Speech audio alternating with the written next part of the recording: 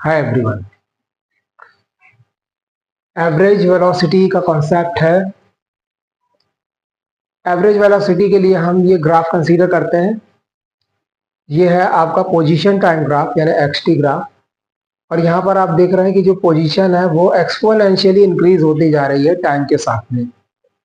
यहाँ पर हम दो पॉइंट कंसीडर करते हैं ग्राफ पर, ए और बी। ए के करस्पॉन्डिंग टाइम t1 है और बी के करस्पॉन्डिंग टाइम t2 है, या इसको हम दूसरे तरीके से भी कह सकते हैं कि t1 टाइम पर ग्राफ पर कोई पॉइंट है a और t2 टाइम पर ग्राफ पर जो पॉइंट है वो b है, और a और b के करस्पॉन्डिंग पोजीशंस हैं x1 और x2। तो यहाँ पर जो t2 और t1 या t1 और t2 के बीच का जो डिफरेंस है उसको हम टाइम इंटरवल कह रहे हैं और उसको डेल टी से डिनोट कर रहे हैं। और इसी तरह से x1 और x2 के बीच का जो गैप है उसको हम कह रहे हैं del x, that is displacement. तो अगर हम a और b पॉइंट के बीच में एवरेज वेलोसिटी निकालना चाहें तो एवरेज वेलोसिटी डिस्प्लेसमेंट और टाइम टेकन का रेशियो होगी। Means average velocity of an object in motion is the ratio of displacement and time taken. इसको हम इस तरह से सिंबॉलिकली रिप्रेजेंट कर सकते हैं del x by del t, which is x2 minus x1 and t2 minus upon t2 minus t1। अब ये जो del x upon del t है ये क्या देगा? स्लोप ऑफ ए बी देगा, slope of straight line A B देगा।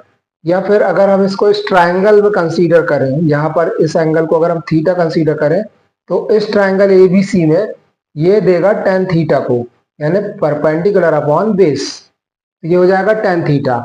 तो इस तरह से एवरेज वेलोसिटी हम कैलकुलेट कर सकते हैं डिस्प्लेसमेंट और टाइम टेकन का रेशियो निकालकर। अब यहाँ पर हम आते हैं इंस्टेंटेनियस वेलोसिटी। तो इंस्टेंटेनियस वेलोसिटी का मतलब है velocity at any instant, means velocity at a particular time. तो यहाँ पर तो हमने दो पॉइंट के बीच में एवरेज वेलोसिटी निकाला, ये पॉइंट काफी दूर दूर है तो इनके बीच में हम एवरेज वेलोसिटी निकाल रहे हैं इस फॉर्मूले से। बट अगर हमें किसी एक पर्टिकुलर पॉइंट P पर इंस्टेंटेनियस वेलोसिटी निकालनी है तो उसके लिए हम क्या करेंगे, जो हमारा V एवरेज आता है उसमें हम डेल टी यानी जो टाइम इंटरवल है उसकी लिमिट 0 करेंगे तो हमें इंस्टेंटेनियस वेलोसिटी मिल जाएगी।